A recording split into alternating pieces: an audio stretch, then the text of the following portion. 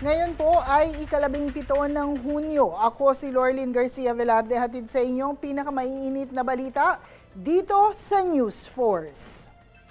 Sa ulo ng mga balita, Senator Gatchalian, bagong Senate President. Bagong liderato ng Senado, kasado na. Senator Villanueva, kumalas na sa Cayetano Block.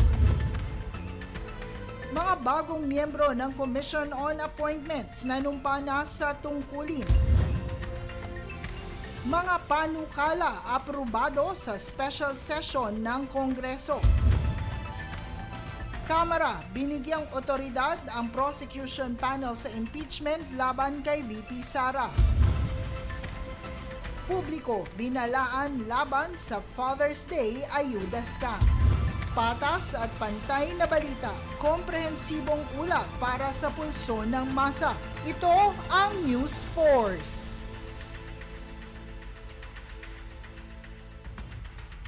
Sa ating pangunahing balita, tuluyan ng humupa ang komosyon sa liderato ng Senado matapos makumpleto ang kampo ni Senator Sherwin Gatchalian ang kinakailangang bilang para sa quorum sa special session.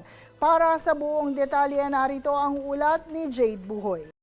Nahalal at nanumpa bilang bagong Senate President si Senator Sherwin Gatchalian matapos makabuo ng 13 miyembrong quorum ang kanyang grupo.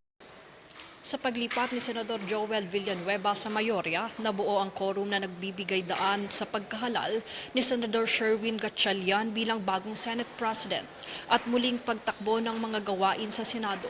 Kabilang na rin dito ang pagdinig sa kontrobersya sa flood control projects. Dito naging mahalaga ang pagdalo ni Senador Joel Villanueva dahil nagbigay ito ng dagdag na boto sa kampo ni Gatchalian. Dahil din dito formal nang napalitan ang liderato ng Senado matapos ang ilang linggong pagtatalo sa pagitan ng kampo nila Gatchalian at Senador Alan Peter Cayetano. Kasunod nito nahalal din si Villanueva bilang Deputy Majority Floor Leader ng Senado.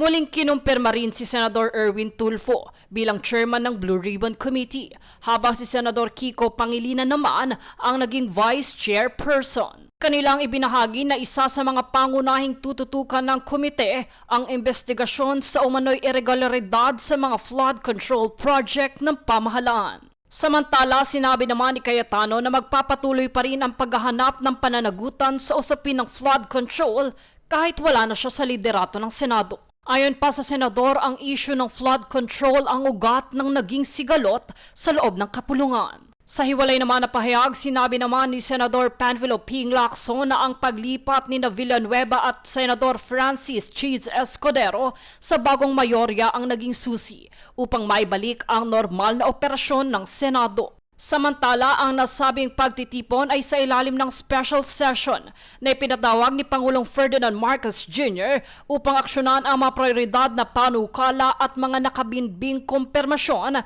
ng Commission on Appointments.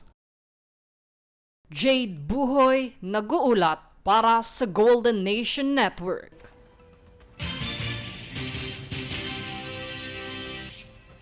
Kaugnay nito, Senator Risa Hontiveros inihayag na masaya siya at back to work na muli ang Senado at may bago ng liderato kung kaya't muli nang maitutuloy ang mga trabaho na nabinbin.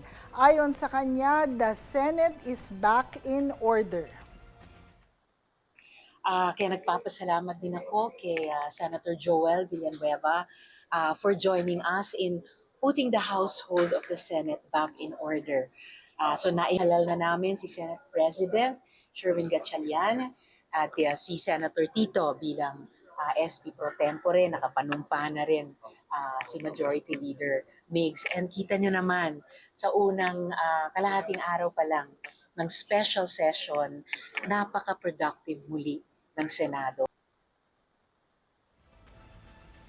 Ayon kay Hontiveros, handa na ang mga senador na gawin ang kanilang tungkulin at handa na maging patas sa impeachment trial, maging sileman ay maging miyembro ng mayorya o minorya.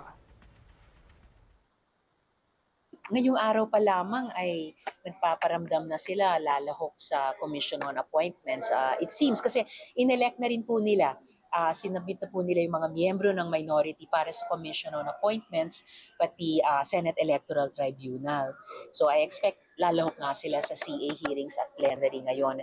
As for yung impeachment trial, lahat po naman kami ay bago itong leadership change ay nanumpa na bilang senator judges. So naniniwala ako na kahit yung mga kasama sa minority ay naghahanda ring maging impartial senator judges.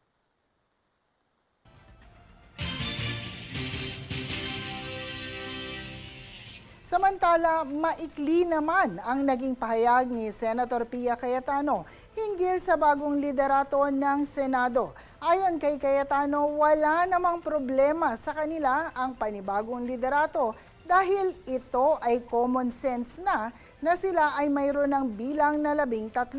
Anya, no problem basta't ito ay ayon sa rules and constitution.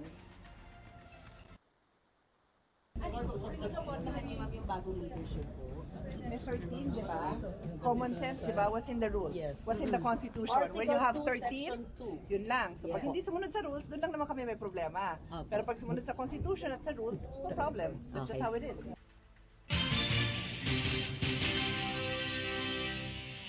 Kaugnay pa rin sa special session na naganap sa Senado ngayong Miyerkules ng umaga, nanumpa na sa tungkulin ang mga bagong miyembro ng Commission on Appointments mula sa Senate Majority at Minority Bloc. Dumating din sa Senado ang mga miyembro ng Commission on Appointments ng mababang kapulungan.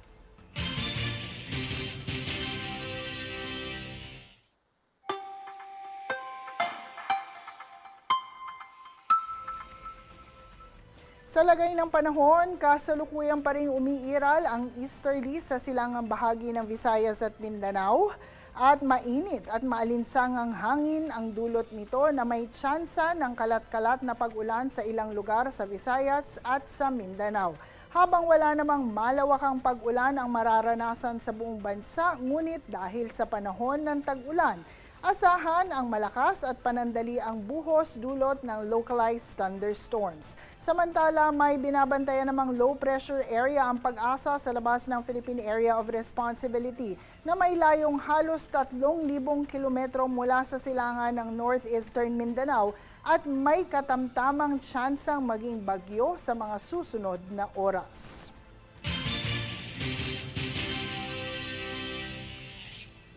Susunod sa News Force.